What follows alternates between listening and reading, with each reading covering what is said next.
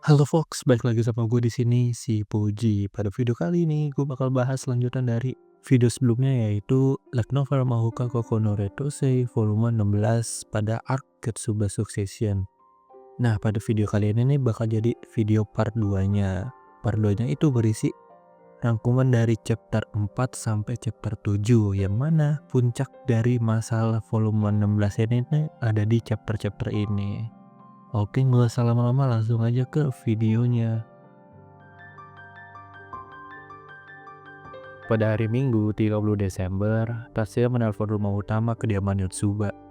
Di situ, Tatsuya menelpon untuk mengubah tempat penjemputan yang awalnya di stasiun Kabuchizawa pindah ke Nagasaka Shiroizawa.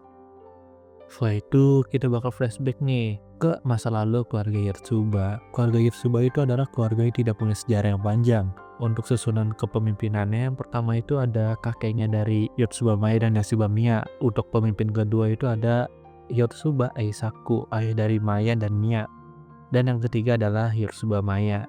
Lanjut, selama perjalanan menuju kediaman utama, Tatsuya dan yang lainnya tidak menemukannya adanya kayak orang-orang yang mencurigakan, normal-normal aja. Habis itu setelah itu Tatsuya menjadari nih ada yang mengikuti mereka. Penghuni tain ini bukan manusia, mereka familiar. Tapi familiar di sini tuh kayak yang di anime. Familiar yang sedang diikuti Tatsuya ini nih, familiar yang cuman ada vision murni tanpa ada warna dan bentuk. Lalu nggak butuh waktu lama setelah mereka dibodohi oleh familiar, suara rotor helikopter terdengar. Suara rotor helikopter tuh kayak gini yang kayak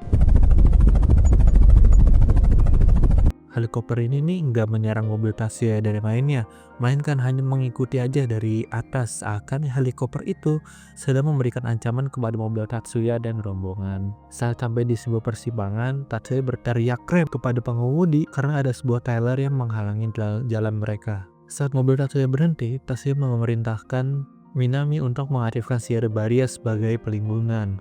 Lalu Tatsuya pun keluar dari mobil dan secara bersamaan keluar 32 orang dari dalam trailer yang menghalangi mobil Tatsuya tadi. Dari ke-32 orang itu, 16 diantaranya adalah penyihir tradisionalis yang berkhusus untuk menyembunyikan sosok mereka. Lalu yang 16 lagi adalah orang yang memegang senjata AR tipe berat. Senjatanya tuh kayak M4, kayak AK-47 ya, something like that lah. Kayak senjata-senjata masa depan lah tahun 2090 kayak gimana. Lalu helikopternya ngapain bang? Tadi kan ada helikopter yang ngikutin mereka. Nah, helikopternya di sini ini cuma ngawasi pertarungan antara Tatsuya dan 32 orang itu. Lalu setelah itu tuh 16 orang yang megang senjata tadi tuh langsung nembakin semuanya ke arah Tatsuya. Lalu Minami langsung mengaktifkan Shear Barrier di depan Tatsuya untuk menghalau peluru dari senjata itu. Sesaat Minami mengaktifkan Shear Barrier-nya kepada Tatsuya, Tatsuya langsung maju ke arah belakang mereka untuk menyerang 16 penyihir tradisionalis. Tatsuya langsung menggunakan Shear Decomposition kepada 16 orang penyihir itu yang membuat mereka menunjukkan sosok asli mereka. Kan tadi gue bilang kan kalau 16 orang itu tuh nggak kelihatan. Nah, buat bikin dia kelihatan itu tuh Tatsuya pakai Shear Decomposition. Jadi tuh sihir yang buat ngalangi mereka itu menghilang gitu. Jadi tuh mereka menunjukkan sosok aslinya. Setelah mereka menunjukkan sosok asli mereka, Tatsuya langsung mengaktifkan Shear Trident dan menyerang 16 penyihir itu di paha dan bahu. Mereka langsung mengalami kesakitan yang luar biasa yang membuat mereka langsung pingsan satu persatu.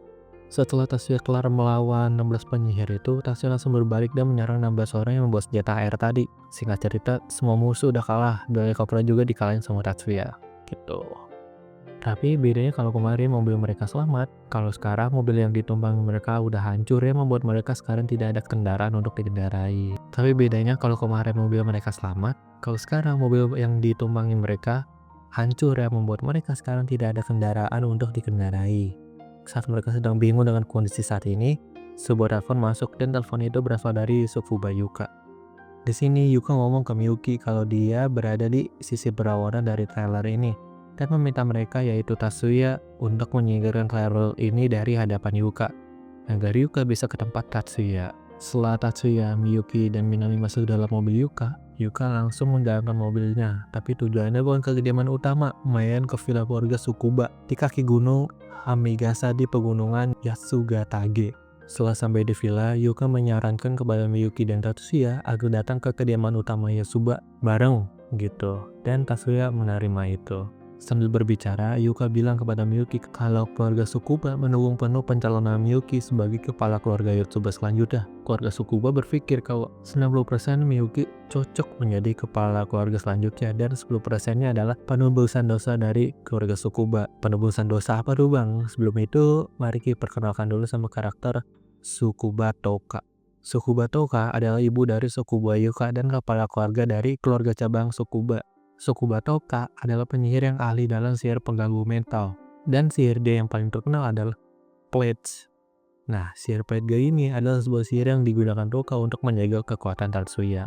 Mungkin ini pendapat gue ya, pendapat gue. Mungkin Toka ini merasa berdosa karena menggunakan sihir Plague pada Tatsuya. Jadi sebagai penebusan dosanya, dia dan keluarga Tsukuba secara penuh mendukung Miyuki sebagai kepala keluarga selanjutnya. Selanjutnya, karena Miyuki belum tahu kenapa keluarga cabang pengen menunda penunjukan kepala keluarga selanjutnya, di sini Yuka jelasin kalau keluarga cabang pengen ngisolasi Tatsuya dari keluarga Yotsuba. Nah, andai kata Miyuki jadi kepala keluarga selanjutnya, Tatsuya bakal jadi ajudan dari kepala keluarga Yotsuba. Dan itu tidak bisa ditolerir oleh keluarga cabang Yotsuba. Oke, jadi gini, ini udah gue pengen ceritain ke kalian, tapi ini film kurang kalau gue ceritain, tapi kalau kalian mau baca silahkan baca ya. Jadi ini bakal gue singkat gini.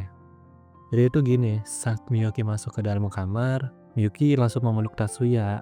Si Miyuki tuh ngomong gini ke Tatsuya, kayak di sini Miyuki bilang kalau Miyuki akan selalu menjadi pendamping Tatsuya dan membuat Tatsuya bebas dari semua kekangan. Lalu latar pindah ke tempat Yoshibamaya. Di sini Hayama ngasih tahu rincian penyerangan yang dialami oleh Tatsuya dan Miyuki ke Yoshibamaya. Habis itu Mai nanya ke Hayama bagaimana persiapan acara tahun barunya dan Hayama menjawab kalau itu tidak ada masalah. Pada hari 31 Desember, kelompok Tatsuya berangkat dari villa keluarga Tsukuba. Dan ini merupakan percobaan ketiga kali mereka untuk pergi ke rumah utama. Waktu yang dibutuhkan dari villa untuk sampai ke kediaman utama adalah sekitar 2 jam. Singkat cerita, mereka sudah sampai di terowongan menuju desa Yotsuba. Nah, seperti yang kita tahu kalau terowongan Yotsuba itu adalah the untouchable atau yang tidak tersentuh, yang menunjukkan setiap pergerakan dari keluarga Yotsuba pasti selalu berhati-hati dan rahasia. Nah, untuk sampai ke tempat kediaman utama keluarga Yotsuba, mereka harus masuk ke dalam sebuah terowongan yang mana di terowongan itu akan dialiri oleh pisun khusus untuk membuka jalan menuju ke tempat kediaman utama Yotsuba. Karena mekanisme itulah tempat kediaman utama Yotsuba tidak diketahui oleh orang lain dan membuat desa Yotsuba terpisah dari dunia luar. Oke, lanjut ke cerita. Sebelum mobil mereka masuk ke dalam terowongan, ada sebuah longsoran salju yang akan menghantam mobil. Dan dengan sigap Tatsuya meniru Miyuki untuk melelehkan salju tersebut. Di saat Miyuki sedang melelehkan salju, Yuka menginjak rem mobil dan Tatsuya menyuruh Minami untuk mengaktifkan sihir hemispherical. Setelah semua selesai, di depan mobil Yuka banyak ranting pohon dan bebatuan yang menghalangi jalan mobil karena tersapu oleh longsoran salju tadi. Mereka semua keluar dari mobil dan Yuka berteriak, "Keluarlah!" menyuruh orang yang melakukan semua ini keluar dari persembunyiannya. Selanjutnya, Yuka menggunakan sihir mandrak itulah sebutannya. Nah, apa tuh bang sihir mandrak? Mandrake. Ya itulah. Pokoknya tuh siapapun di bawah efek sihir ini akan terkena efek horor terlepas dari ketahanan mental mereka, dan pikiran mereka akan menjadi melemah secara signifikan. Buat ngaktifin sihir ini nggak perlu pakai suara, jadi tinggal ngaktifin gelombang vision, sihir ini bakal aktif. Horor yang dimaksud ini tuh kayak bakal ketakutan gitu, kayak di dalam pikiran mereka tuh kayak bakal ada pocong, bakal ada kuntilanak gitu lah, simpelnya gitu. Lalu saat Yuka menggunakan sihir Mandrake ini, sihir lain juga digunakan dalam waktu yang bersamaan dan sihir itu adalah sihir Silent Veil. Nah, apa pula nih bang sihir Silent Veil? Gampangnya gini, Silent Veil itu adalah sebuah sihir untuk melemahkan gelombang vision. Nah, karena sihir Mandrake ini nggak ada gelombang vision, jadinya buat counternya adalah dengan mengulangi gelombang visionnya pakai sihir Silent Veil. Nah, setelah itu keluarlah 3 orang yang melakukan penyerangan tadi, dan 3 orang itu adalah Shibata Katsuhige dan kedua pelayannya yang bernama Tsutsumi Kanata dan Tsutsumi Kotona. Mereka berdua adalah kakak beradik. Setelah itu Tatsuya meminta izin kepada Katsuhige untuk membiarkan mereka lewat, tapi ya yang seperti juga mereka nggak ngizinin karena cara baik-baik udah nggak bisa. Sekarang saatnya acara kasar. Dua pelayan Katsuhige sudah bersiap untuk menyerang dan Minami sudah dalam kondisi siap untuk mengaktifkan sihir barrier. Tapi di tengah-tengah situasi itu, Tatsuya memberikan saran untuk melakukan duel antar guardian, yang mana Tatsuya akan melawan Katana dan Kotona. Dan duel antara Tatsuya, Fish, Kotona, dan Kanata pun dimulai. Fight! Di sini kalian harus mulai berimajinasi nih. Kalian harus bayangin gimana pertarungannya, oke? Gue bakal nyoba nyeritain sebisa gue, oke? Di saat duel dimulai, Kanata langsung menyerang Tatsuya di muka. Lalu Tatsuya membalasnya dengan menyerang bagian dada Kanata. Setelah terkena serangan itu, Kanata langsung mundur dan menjentikan jarinya untuk mengaktifkan sihirnya. Tapi digagalkan Tatsuya menggunakan sihir recomposition. Lalu karena serangan Kanata gagal, dia lalu mengeluarkan CID-nya dan bersiap menyerang Tatsuya. Tepat pada saat bersamaan, Tatsuya menggunakan bela diri Tsukuji dan langsung berada di hadapan Kanata. Kanata yang kaget dengan itu langsung tersungkur dan menjatuhkan CID-nya, dan kemudian Tatsuya menyerang ulu hati Kanata. Setelah Kanata tersungkur, ada sebuah bola yang mengarah ke kepala Tatsuya, dan itu adalah sihir Sound Bombs, dan dengan sigap Tatsuya langsung mendekomposisi sihir itu. Lalu Kotona langsung mengaktifkan 24 titik sihir Sound Bombs, yang mana 24 titik itu langsung didekomposisi oleh Tatsuya. Setelah itu Tatsuya langsung mendekat ke arah Kotona dan mendorong Kotona jatuh ke bawah, dan Kanata yang sudah bangun langsung mengambil CID-nya dan menembakkan volumeter ke arah Tatsuya, dan sihir itu digagalkan oleh Tatsuya. Lalu Kanata menembak lagi berkali-kali ke arah Tatsuya, dan lagi sihir itu digagalkan oleh Tatsuya. Lalu saat Tatsuya sedang menahan serangan dari Kanata, dia diserang oleh Katsuhige dengan sihir kompresi udara, dan Miyuki yang melihat kakaknya dicurangi langsung mengaktifkan sihir Niflheim yang membuat udara di sekitarnya menjadi dingin dan menciptakan hujan nitrogen cair minus 200 derajat. Katsuhige langsung mengaktifkan sihir pelindung untuk melindungi bawahannya dari hujan nitrogen. Setelah itu pertarungan duel pun selesai. Selanjutnya Miyuki yang masih kesal dengan tadi menanyakan kenapa Katsuhige terlibat dengan pertarungan tadi. Tapi Tatsuya langsung memotong pembicaraan itu dan menyuruh Katsuhige membawa Kotona dan Kanata untuk ke rumah sakit. Setelah itu karena duel telah selesai, Tatsuya dan Miyuki melanjutkan perjalanan menuju rumah utama. Setelah menghadapi berbagai masalah, akhirnya Tatsuya dan rombongan telah sampai di kediaman utama keluarga Yotsuba. Sesaat sampai di sana, Tatsuya, Miyuki, dan suku Bayuka diantar ke kamar masing-masing oleh pelayan. Kamar yang ditempati oleh Miyuki di sini adalah sebuah kamar yang gaya tradisional Jepang, yang masih otentik lah gitu. Setelah itu karena Minami yang dari awal ada seorang pelayan, sesampai di kediaman utama, dia kembali menjalankan tugasnya sebagai seorang pelayan, dan setelah Minami kembali menggunakan pakaian pelayan, Minami diinstruksikan untuk memberitahu Tatsuya dan Miyuki kalau pertemuan akan diadakan di ruang makan nanti jam 7 malam. Setelah diberitahu info tersebut oleh Minami, Miyuki dan Tatsuya ini mereka berdiskusi topik apa yang akan diangkat oleh Tsubamaya pada saat makan malam nanti. Mereka bingung karena acara utamanya baru akan dilaksanakan esok hari, yaitu pada tanggal 1 Januarinya. Sebelum Minami keluar, Tatsuya bilang kepada Minami untuk mengatur jadwal pertemuan antara Tatsuya dan Kuroba Mitsugu. Di sini Tatsuya ingin menagih janjinya tentang yang mereka akan bicarakan sebelumnya di FLT. Sehingga cerita mereka sudah berada di satu ruangan dengan 2 gelas teh yang disajikan di atas meja. Awal-awal mereka basa-basi dulu nih, si Tatsuya ngomong kalau dia ingin menagih janjinya pas di FLT. Tapi di sini Kuroba Mitsugu pura-pura bego. Dia kayak lupa telah membuat janji dengan Tatsuya. Setelah dicecer terus sama Tatsuya, Kuroba Mitsugu ngomong kalau Tatsuya akan menyesal mendengarnya. Dan Kuroba Mitsugu pun mulai bercerita, dan kita pun diajak flashback sekitar 18 tahun yang lalu.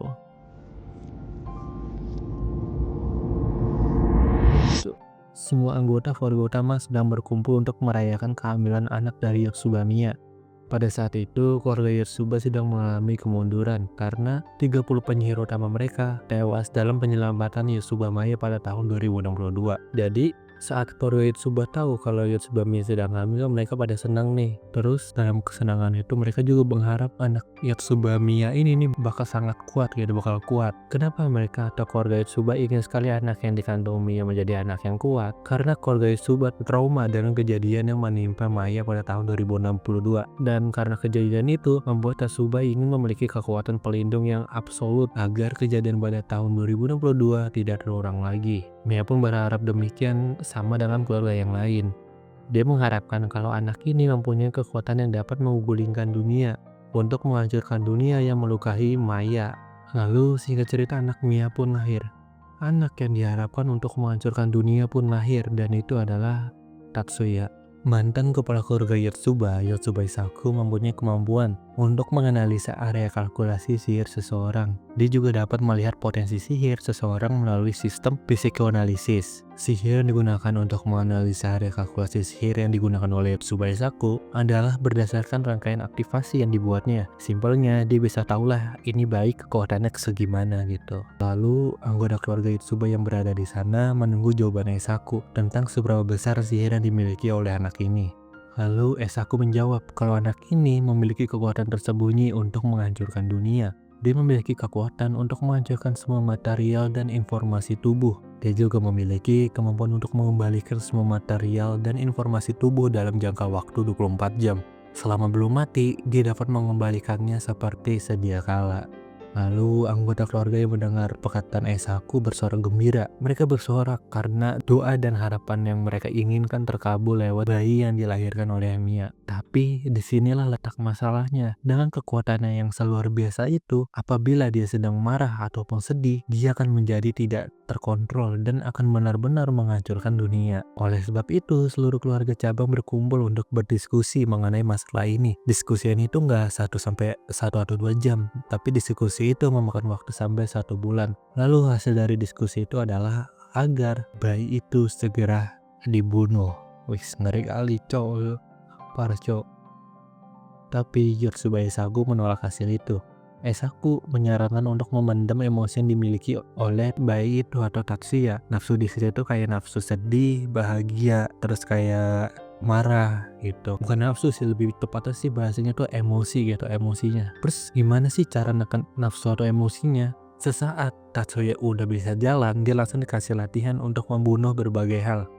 Mulai dari membunuh binatang liar, lalu anjing kelas militer, lalu binatang yang diperkuat secara militer, dan akhirnya manusia hidup. Setelah Yotsuba Isaku meninggal, Tatsuya dibuat eksperimen oleh Mia dan Maya dan akhirnya menjadi guardian dari Miyuki. Dan begitulah flashback berakhir. Tapi chapter 6 ini belum selesai sampai di sini. Lalu pada jam 7 malam, minum dulu cok. Semua kandidat sudah berkumpul di ruang makan plus Tatsuya. Di sini mereka semua duduk kecuali Tatsuya karena dalam status keluarga Tatsuya adalah guardian dari Miyuki, jadi Tatsuya tidak dikasih tempat duduk. Nah, setelah mereka semua berkumpul, Yotsuba Maya pun masuk dan langsung duduk di kursinya.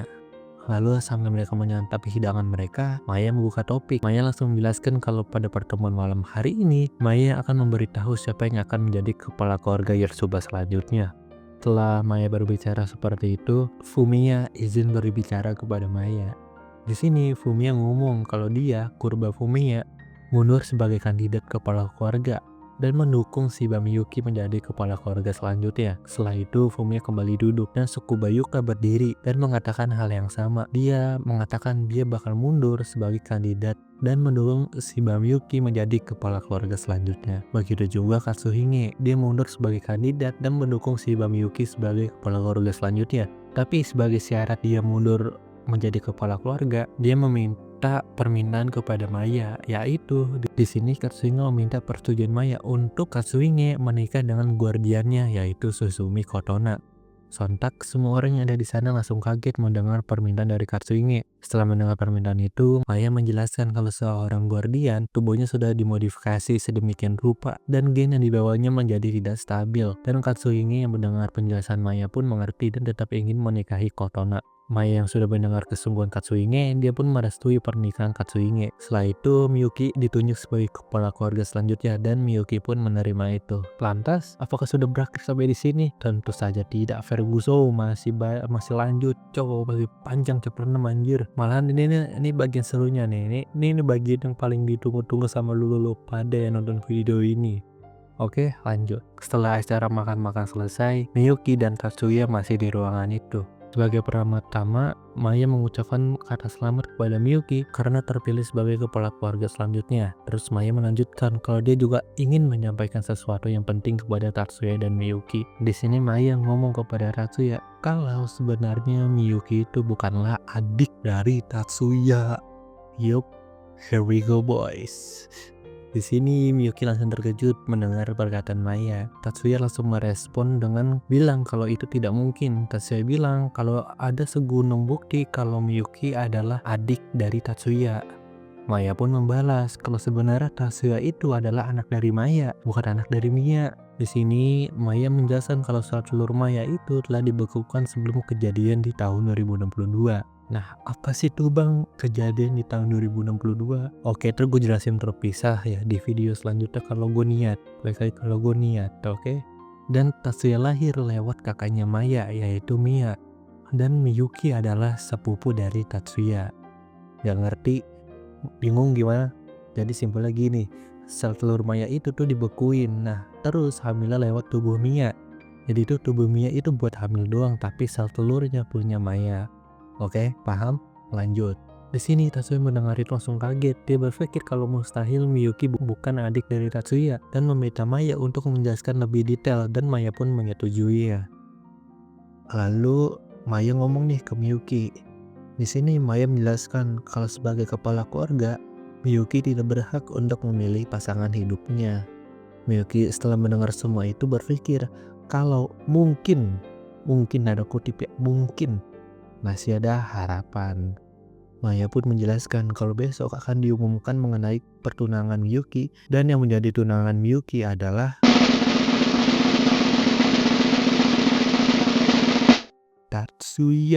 Tatsuya Onisama. Setelah mendengar itu, Miyuki pun kaget dan langsung menangis. Tapi menangis di sini bukan karena sedih, tapi nangis karena seneng gitu. Seneng karena Tatsuya menjadi tunangan dari Miyuki. Waduh, incest banget leh. Setelah itu, Miyuki diantar kembali ke kamarnya oleh Minami.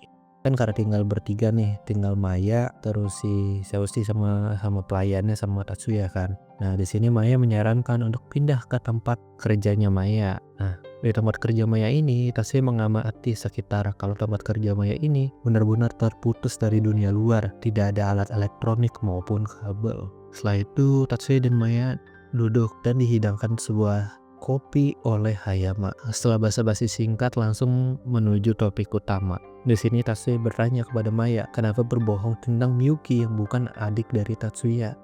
Dan Maya pun menjawab kalau bukti-bukti itu semuanya bisa dimanipulasi, mau itu tes DNA maupun kartu keluarga.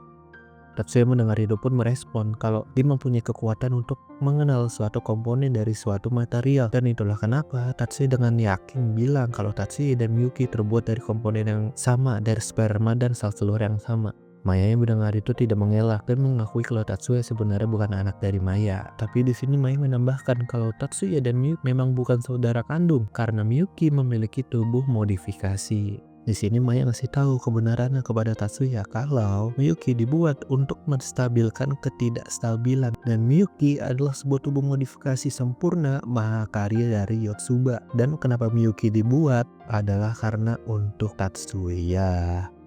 Dilanjutkan, Maya menjelaskan kalau kekuatan Tatsuya itu tidak boleh diaktifkan dalam keadaan apapun. Dan itulah kenapa Yotsuba butuh seorang penyihir untuk menggantikan Tatsuya dan akan selalu ada di samping Tatsuya. Dan penyihir itu tidak lain dan tidak bukan adalah Miyuki. Setelah mendengar penjelasan itu, Tatsuya hanya diam. Miyuki tidak tahu tentang hal ini. Dan yang tahu hal ini hanya Eisaku, Maya, Mia, Kurebayashi, dan beberapa orang kepercayaannya. Maya juga menjelaskan kalau secara biologis Tatsuya dan Maya adalah bibi dan keponakan, tapi secara spiritual Tatsuya adalah anak dari Yotsuba Maya. Kenapa Maya ngomong gitu bang? Kenapa tuh? Nah, di sini jelasin kalau saat Tatsuya lahir semua orang takut pada kekuatan Tatsuya, tapi lain dengan Maya. Maya melihat Tatsuya sebagai kunci untuk memenuhi keinginan dari Maya. Keinginan dari Maya adalah membalas dunia yang telah mengambil masa lalu dan masa depan Maya, dan yang membuang kebahagiaan terbesarnya sebagai seorang wanita. Dan itulah kenapa menurut Maya Tatsuya adalah anaknya secara spiritual, karena Tatsuya lahir bukan karena keinginan dari Mia, melainkan dari Maya. Dan di sini Maya juga menjelaskan kenapa Tatsuya dijadikan sebagai subjek eksperimen. Tujuan dari eksperimen ini adalah untuk menjaga sihir Tatsuya agar tidak di luar kendali dan meluap karena pengaruh emosi gitu. Jadi tuh setelah dilatih tuh sama Eisaku tuh kan dilakukan eksperimen tuh sama Maya sama Mia. Nah, eksperimennya itu adalah untuk memendam emosi Tatsuya agar nggak meluap-luap lah emosinya gitu. Setelah semua penjelasan itu, Maya mengubah suasana yang sebelumnya tegang menjadi agak senang. Maya bilang kepada Tatsuya kalau Miyuki dan Tatsuya akan menjadi tunangan yang cocok. Tapi Tatsuya yang itu masih mengelak karena apabila dua gen yang sama disatukan akan menghasilkan kecacatan. Yang mana maksudnya adalah apabila Tatsuya dan Miyuki menikah, anaknya akan mengalami kecacatan gitu. Maya merespon dengan menjelaskan kalau Miyuki dibentuk untuk menjadi tubuh modifikasi terbaik dari Yosuba. Jadi anak yang lahir dari Tatsuya dan Miyuki tidak akan memiliki kecacatan dan Maya menjawabin itu atas nama Yosuba. Tatsuya yang sudah mendengar semua penjelasan itu hanya bisa mengerti dan menerima kenyataannya. Lalu Tatsuya menatap Maya dan Maya menatap Tatsuya. Maya memberikan senyuman hangat kepada Tatsuya. Kalau Tatsuya boleh memberitahukan ini kepada Miyuki. Dan Maya bilang tolong hiburlah Miyuki. Saat Tatsuya kehilangan Miyuki, Tatsuya akan hancur. Dan saat Tatsuya hancur, dia akan membakar dunia. Dan itu bukanlah ramalan, tapi itu kepastian. Maya tidak peduli dengan kehancuran dunia, karena kalau dunia hancur, tujuan Maya akan tercapai. Dan itu akan membalaskan dendamnya pada dirinya yang telah mati pada usia 12 tahun. Setelah semua itu selesai, Maya menambahkan kalau Tatsuya wajib kudu harus menikahi Miyuki dan pemberitahuan Tatsuya sebagai anak Maya besok adalah tidak bukan untuk melindungi Tatsuya karena Tatsuya sudah terlalu banyak terlibat dalam banyak pekerjaan di balik layar, termasuk permusnahan aliansi Asia Raya menggunakan material burst. Setelah pembicaraan dengan Maya selesai, Tatsuya pun pamit dan kembali ke kamarnya. Saat Tatsuya masuk ke kamar, Miyuki tidak ada di dalamnya. Di dalam hanya ada satu futon dan dua bantal di sana. Dan di dalam kemudian Miyuki pun masuk ke dalam kamar. Tatsuya yang kaget langsung mencoba untuk menghadirkan Miyuki, tapi Tatsuya dibuat kagum oleh pesona Miyuki yang menggunakan Hitoe. Nah, Hitoe itu gini di gambarnya nih. Set, oke. Lanjut, saat Miyuki masuk, Miyuki melihat nih hanya ada satu futon di tempat itu. Terus dia tuh salah paham, mengira kalau Tatsuya sengaja menyiapkan satu futon agar bisa begituan dengan Miyuki. Tapi Tatsuya langsung menyangkal hal itu dan bilang kalau ini disiapkan oleh pelayan. Setelah itu, Miyuki dan Tatsuya duduk berhadapan. Sembari menyisir rambutnya, Miyuki bertanya dengan malu-malu kepada Tatsuya kalau mulai sekarang dia tetap harus manggil Onis sama atau Tap. Tatsuya mendengar pernyataan dari Miyuki hanya bisa tertawa karena tinggal lucu adiknya. Dan Miyuki yang melihat itu paham dia akan terus memanggilnya Onis sama. Tuh, Tatsuya ternyata bisa ketawa juga ya. Dan Miyuki pun merubah topik dan menanyakan Tatsuya mengenai pertemuan tadi dengan Maya. Lalu Miyuki bertanya kepada Tatsuya apa benar kalau dia dan Tatsuya bukan saudara kandung, dan Tatsuya pun menjawab kalau itu bohong. Miyuki yang mendengar itu mendapatkan dua respon. Pertama, dia senang kalau dia adik dari Tatsuya, dan kedua dia sedih karena tidak bisa menikahi Tatsuya. Lalu Tatsuya menjelaskan kalau semua kebohongan Maya tadi adalah agar Tatsuya dan Miyuki bisa menikah. Tatsuya juga menjelaskan kalau anak Tatsuya dan Miyuki tidak akan memiliki kelainan atau kecacatan. Miyuki mendengar itu bingung kenapa tidak bisa memiliki kecacatan karena seperti yang kita tahu ketika dua genetik yang disatukan akan melahirkan satu genetik yang cacat. Dan Tatsuya mendengar itu berusaha menjelaskan nih kepada Miyuki kalau sebenarnya Miyuki itu adalah sebuah tubuh modifikasi. Setelah mendengar itu, Miyuki semakin paham dengan posisinya kalau kehadirannya di dunia saat ini tidak lain dan tidak bukan hanyalah untuk Tatsuya seseorang. Tatsuya juga menjelaskan kalau walaupun tubuh Miyuki sudah dimodifikasi, tubuh Miyuki akan tetap berumur panjang dan memiliki ketahanan sihir yang melebihi Tatsuya. Dan karena itulah Miyuki disebut sebagai mahakarya keluarga Yotsuba. Lalu Miyuki bertanya kepada Tatsuya apakah dia akan tetap bertunangan dengan Tatsuya. Lalu Miyuki bertanya kepada Tatsuya apakah dia akan tetap bertunangan dengan Tatsuya. Tapi sebelum melanjutkan perkataannya, Miyuki melanjutkan kalau pasti Tatsuya merasa jijik sekarang pada Miyuki. Karena bagaimana mungkin seorang adik menjadi pengantin dari kakaknya sendiri. Di sini Tatsuya hanya diam, lalu kepala Miyuki menunduk dan menangis. Miyuki melanjutkan kalau walaupun Miyuki tahu kalau Tatsuya adalah saudara kandungnya, Miyuki masih ingin Tatsuya menganggapnya sebagai seorang wanita. Dia ingin menjadi pengantin dari Tatsuya. Miyuki di sini mengerti kalau kakaknya masih normal. Tatsuya tidak mungkin memiliki perasaan romantis pada adiknya sendiri. Dan bagi Miyuki, pasti Tatsuya merasa jijik mempunyai adik seperti Miyuki. Tatsuya mendengar itu mencoba mengulurkan tangannya dan disambut oleh tangan Miyuki dan mereka berpelukan. Dalam pelukan itu, Miyuki mengatakan kalau dia mencintai Tatsuya. Miyuki sadar kalau Tatsuya pasti membencinya karena menjadi adik yang aneh. Dalam segukan tangisnya, Miyuki minta tolong kepada Tatsuya. Tolong jangan pisah dari Miyuki dan tolong jangan menghilang dari Miyuki. Tatsuya mendengar itu, melingkarkan tangannya ke punggung Miyuki dan mengerti semua perkataan Miyuki. Dan Tatsuya juga sadar kalau dia harus menjawab perasaan adiknya itu. Sampai maut memisahkan kita, aku akan selalu berada di sisimu. Walaupun ini tidak dalam arti yang kau inginkan, aku masih hanya melihatmu sebagai adikku. Kau adalah adikku yang cantik. Aku tidak berpikir seperti adikku yang cantik. Aku juga tidak menganggapmu aneh. Aku tidak akan menolakmu. Aku tidak akan memisahkan diriku darimu. Namun, Miyuki, itu karena aku kakakmu dan karena kamu adalah adikku yang cantik. Itulah mengapa, maaf. Setidaknya aku hanya dapat melihatmu sebagai adikku untuk sekarang. Miyuki mendengar jawaban dari Tatsuya. Dia melingkarkan tangannya ke Tatsuya dan menaruh pipinya di samping pipi Tatsuya. Miyuki bilang kata-kata untuk sekarang itu sudah cukup bagi Miyuki. Miyuki langsung memeluk erat tubuh Tatsuya. Miyuki berharap tidak usah sekarang, tapi nanti agar Tatsuya bisa melihatnya bukan sebagai adiknya, melainkan sebagai Miyuki, wanita yang mencintai Tatsuya. Tatsuya mendengar itu hanya bisa menjawab kalau dia akan mengusahakannya. Lalu tidak terasa waktu sudah menunjukkan tengah malam. Di sini Tatsuya menyarankan Miyuki untuk segera tidur. Tapi karena ada satu futon di sini, Miyuki ingin berdiri dan meminta futon tambahan di luar. Tapi Tatsuya menahan pergelangan tangan Miyuki dan bilang kalau tidak usah minta futon tambahan. Terus Miyuki mendengar itu, dia langsung memerah dan salah paham kepada Tatsuya. Miyuki di sini berpikir kalau mereka akan melakukan pada malam itu, tapi Tatsuya langsung menyangkalnya dan bilang kalau mereka hanya tidur bersama dan tidak akan melakukan apa-apa. Dan mereka pun tidur dalam pelukan dibarengi lonceng tahun baru dari jauh.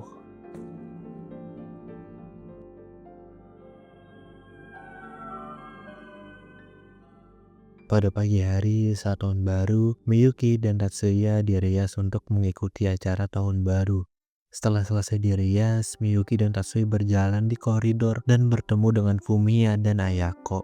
Di situ mereka bertukar salam tahun baru. Di sini Fumiya kagum dengan kecantikan Miyuki dan Ayako memuji kalau pakaian yang dikenakan Miyuki mirip seperti gaun pernikahan. Lalu dari belakang datang suku Bayuka yang menggunakan Furisode dan mereka pun bertukar selama tahun baru satu sama lain. Setelah itu datang Minami yang menggunakan pakaian Furisode dan memandu mereka berlima ke tempat acara. Mereka berlima ke tempat acara. Sampai di tempat acara, Fumiya dan Ayako diantar oleh Minami ke tempat duduknya. Setelah selesai, Minami kembali dan menjemput Tatsuya dan Miyuki. Saat masuk ke dalam tempatnya, Miyuki dan Tatsuya langsung disambut dan Miyuki disambut sebagai kepala keluarga selanjutnya dan mereka pun mengucapkan salam sebagai tanda formalitas. Setelah selesai, Miyuki dan Tatsuya dipandu Minami untuk duduk di samping Yotsubamaya dan itu membuat kegemparan dalam diam audiens yang ada di sana. Setelah semua hadir, Maya langsung membuka pertemuan baru. Dengan gembira, dia menyampaikan informasi mengenai pertunangan antara Shibata Katsuhige dengan Sutsumi Kotona. Terus audiens yang ada di sana langsung bertepuk tangan dan mengucapkan selamat kepada tunangan baru itu. Setelah selesai, Maya melanjutkan dengan mengumumkan Shiba Miyuki sebagai kepala keluarga Yotsuba selanjutnya. Dan para audiens bersorak semakin besar. Dilanjutkan, Maya menginformasikan kalau Shiba Tatsuya adalah anak dari Maya dan tunangan dari Shiba Miyuki. Setelah Maya mengumumkan hal itu, orang-orang langsung berisik. Dan suku Batoka mengangkat tangannya dan bertanya kepada Maya kenapa Tatsuya menjadi anaknya Maya. Dan Maya menjawab kalau Tatsuya lahir dari sel telurnya sebelum insiden itu terjadi. Dan itulah kenapa Tatsuya adalah anak kandung dari Maya. Lalu Mitsugu bertanya kepada Maya tentang pertunangan antara Miyuki dan Tatsuya. Maya hanya menjawab kalau Tatsuya tidak akan selingkuh dari Miyuki gitu. Lalu besoknya pada 2 Januari 2097, Time Master Clan Acting Assistant Host N100 Family menerima kabar yang isinya begini. Shiba Miyuki diangkat menjadi kepala keluarga selanjutnya keluarga Yotsuba. Shiba Tatsuya adalah anak dari Yotsuba Maya, namun namanya akan ditinggalkan sebagai Shiba Tatsuya. Shiba Miyuki dan Shiba Tatsuya bertunangan. Setelah menerima pesan itu, banyak penyihir mengirimkan ucapan selamat kepada keluarga Yotsuba. Namun tidak semua dari mereka mengirimkan ucapan selamat. Keesokan harinya pada tanggal 3 Januari 2097, keluarga Ichijo menolak dengan keras pertunangan Shiba Miyuki dan Shiba Tatsuya. Penolakan itu dikirim oleh Ichijo Goki, kepala keluarga Ichijo sekarang. And that's all folks, itulah pembahasan dari light novel Mahoka Koko no Retose Arc Yotsuba Asusexia. Pada pembahasan kali ini nggak semuanya gue masukin, ada beberapa bagian yang gue skip. Jadi kalau kalian mau lebih detail langsung aja baca light novelnya. Oke, kesan dan pesan gue nih buat volume ini.